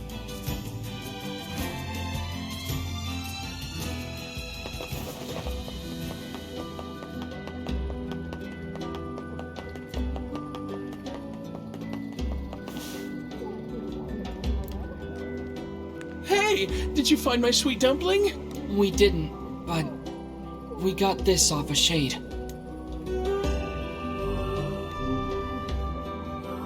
Oh no, this is hers. So our fears were correct. Oh God, how could this happen to her? And this is all my fault.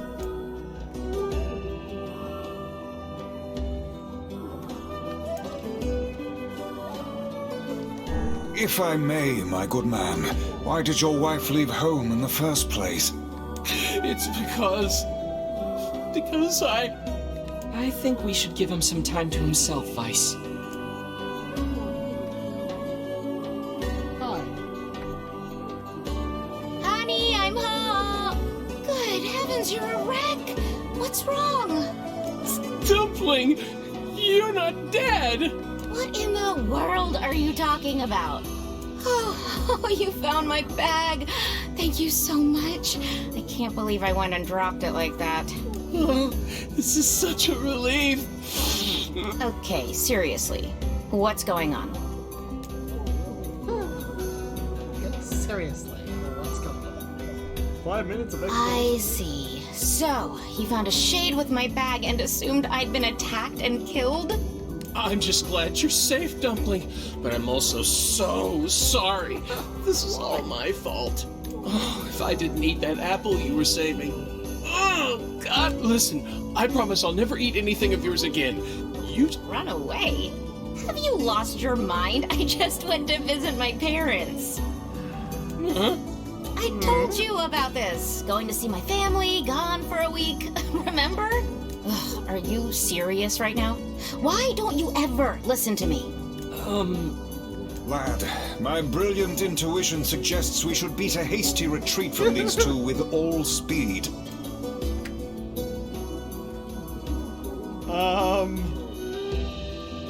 we are supposed to be telling this guy to get back to work, but, this does sound personal. Oh, hey! I can't believe you didn't listen. You are the What? Oh, like you're some perfect angel. You didn't even care enough about our anniversary to hang on to your bag. You, kid, I'm right about this, yeah? Okay, If anyone's wrong here, it's my wife, right? Wait, you're asking me?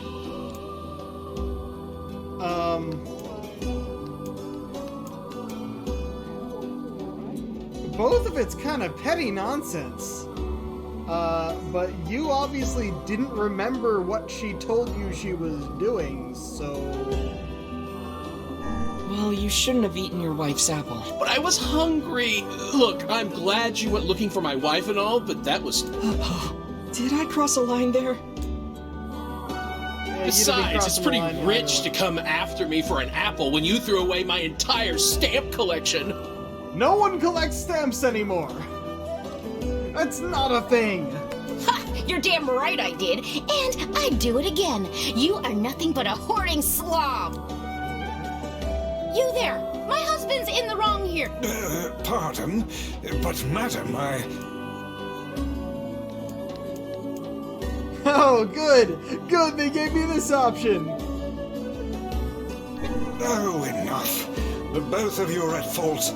Now apologize to one another and end this ridiculous display. Talk for a floating magazine. I see you finally agree on something. A floating magazine!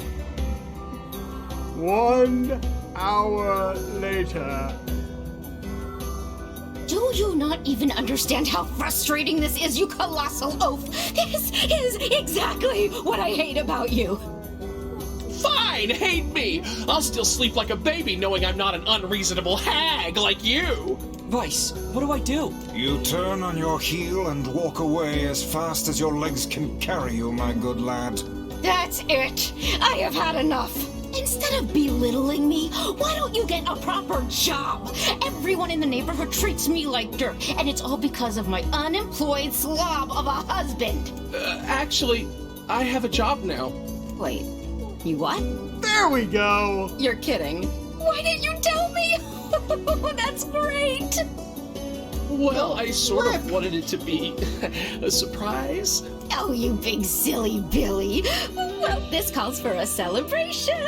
Come on, I'm going to bake you a nice apple pie. The fucking 180!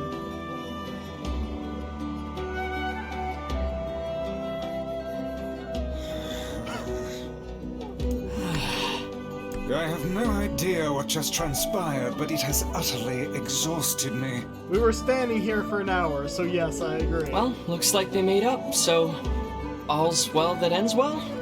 In the course of all that madness, I have forgotten why we even came here in the first place. To tell him to get back to his job! Oh, heck, the canal! We need to ask him about the canal!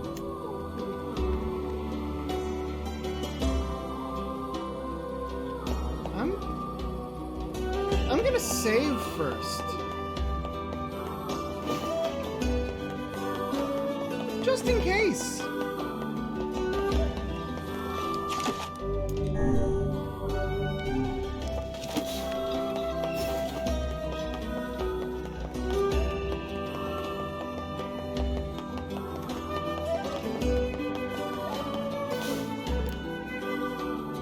I need to whip up a treat. Yeah, about that. I can't thank you enough. Sure, but listen, we need to talk to you about the canal.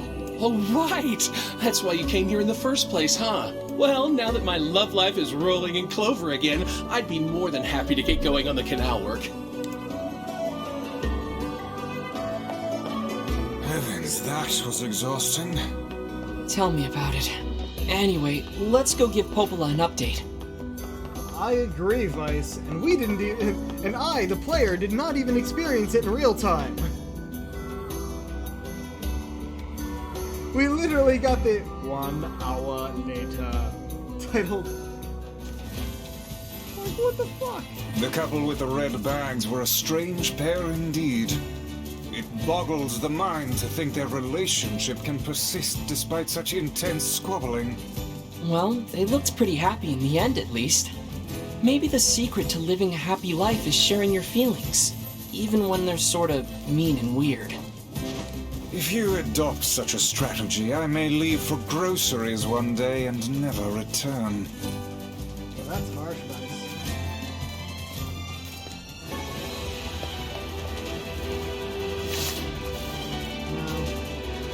You know what? Why not? Haven't done some fighting in a while.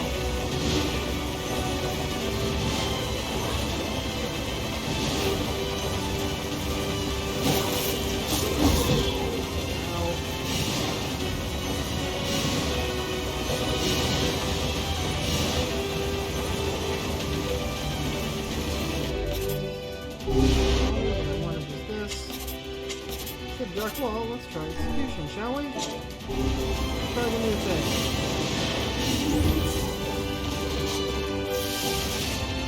Ah.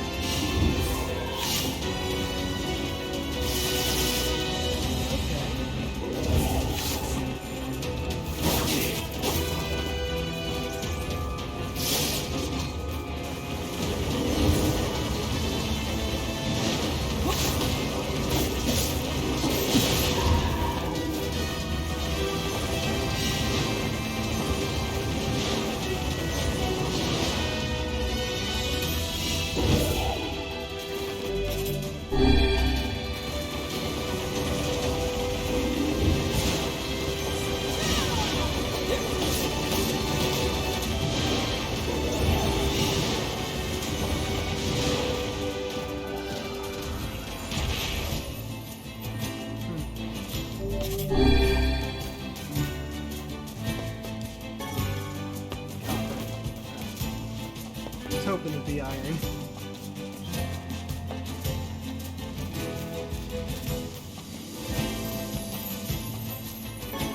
Oh, that one is iron. Excellent. Only need 5 more. Also, yeah, I need to look up where the rainbow trout is before I start going for that. So I'm not doing it tonight. But I still have the tabs open with the information. Only be playing for like, I don't know, 10-15 more minutes.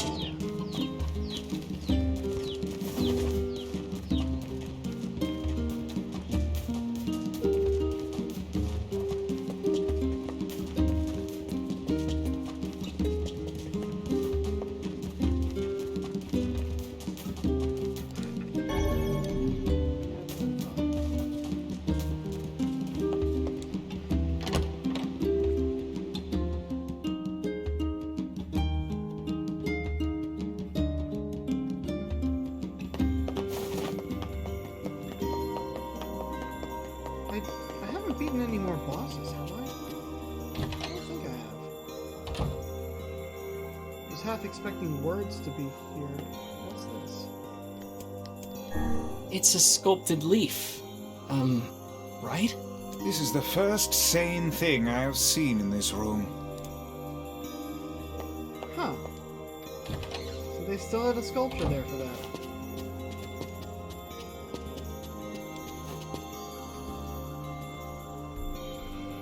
goodness. It sounds like the canal repairman had quite the problem on his hands.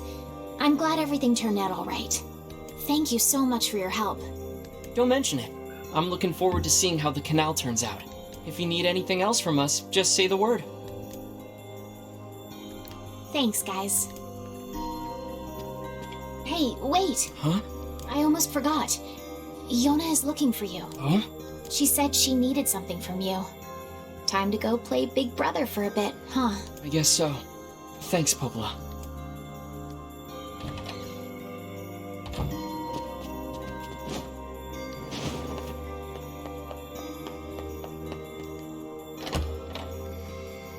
Okay.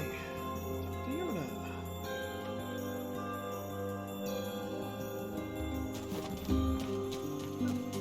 Probably Minnesota, right? Correct. Why is it that the healing item is the only thing I have a ridiculous inventory limit on?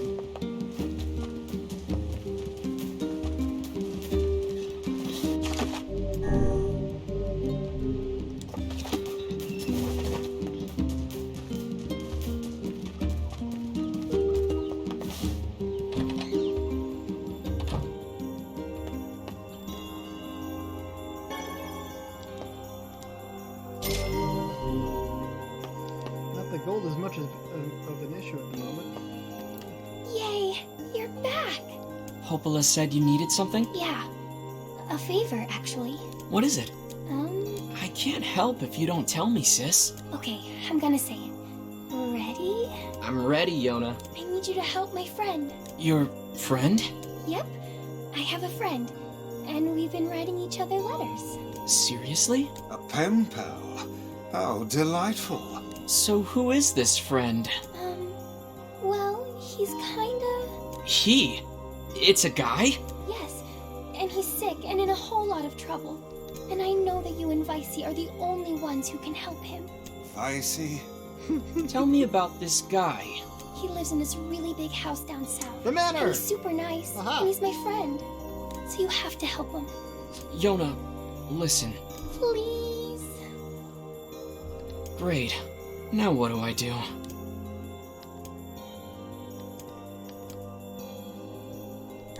Fine. I'll see what I can do. Yay! Please help him. It's curing your disease is more important. What are we doing to do that? Great. Yona's got a boyfriend. Oh, don't Is something assume that amiss, much. lad? Your voice is trembling. No, it isn't. Shut up.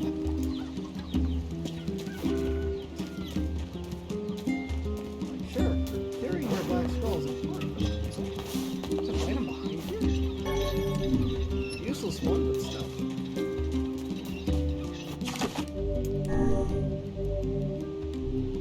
Only 3? Yeah.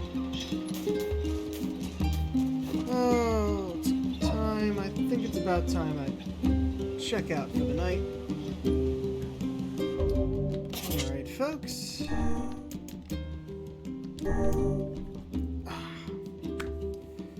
I'll see about a raid.